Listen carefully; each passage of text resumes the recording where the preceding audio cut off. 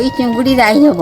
ଲୋକମାନଙ୍କ ସୁନା ଗହଣାର ଲୋଭ ଥିଲା ବେଳେ ମତେ ପରିବା ପତ୍ର ଉପରେ ଆସୁଛି। ରାତିରେ ଅଫିସରୁ ଫେରିଲା ବେଳେ ପୋଇ ଦେଖିଥିଲି ଆଉ ସେଥିରୁ କିଛି ନେଇକି ଘରକୁ ପଳେଇ ଆସିଥିଲି। ପୋଇ ଚିଙ୍ଗୁଡ଼ି ରାଇ କରିବି ବୋଲି ମାଛ ଦୋକାନରୁ ମାଛ ଆଣି ଫେରିଲା ବେଳେ ଏଇଟା ସୁନ୍ଦର ସୁନ୍ଦର ଫ୍ରେଶ ପୋଇ ପତ୍ର ଦେଖିକି ଆଉ ମନ ବଳିଲାନି, ତାକୁ ବି ଧରିକି ପଳେଇ ଆସିଲି। ଏତେ ସାରା ପୋଇ ଦେଖିକି ମମି ପୁରା ମାର ନ ମାର। ତାପରେ ଆଇର ମୋର ଚିଙ୍ଗୁଡ଼ି ସଫା କରିକି ପରିବା ପତ୍ର କାଟିବାକୁ ଲାଗିଲୁ। ବେଶୀ କିଛି ପରିବା ନ ପକେଇକି କେବଳ ଆଳୁ, କଖାରୁ ଆଉ ପୋଇ ହାଲକା ତେଲ ଦେଇକି ଭାଜିଦେଲୁ। କିଛି ସମୟ ଗଲା ପରେ ସେଥିରେ ଲୁଣ ଆଉ ହଳଦୀ ପକେଇକି ସିଝିବାକୁ ଛାଡ଼ିଦେଲୁ। ଏବେ ପିଆଜ, ଅଦା, ରସୁଣ, ଲଙ୍କା ଆଉ ଜିରା, ମେଥି ଆକୁ ପକେଇକି ଗୋଟେ ବାଟଣା ବାଟିଦେଲୁ। ତାପରେ ସେଥିରେ ପୋଇ ଆଉ ଅସଲି ମଜା ତ ରାଇର ସେତେବେଳେ ଆସିବ ଯେତେବେଳେ ସୋରିଷ ବଟା ପଡିବ। ହଁ, ଟମାଟୋ ପକେଇବାକୁ ବିଲକୁଲ ବି ଭୁଲିବେନି। ତାପରେ ଚିଙ୍ଗୁଡିକୁ ଭାଜିକି କଷା ମସଲା ଆଉ ପରିବାରେ ପକେଇକି ସେଥିରେ କିଛି ପାଣି ଦେଇକି ଅଳ୍ପ ସମୟ ଫୁଟିବାକୁ ଛାଡ଼ିଦବ। ମସଲା ପାଣି ଜୁକଜୁକିଆ ହେଇଗଲା ପରେ ତାକୁ ଗରମ ଗରମ ଭାତ ସହିତ ଖାଇକି ଦେଖିବ।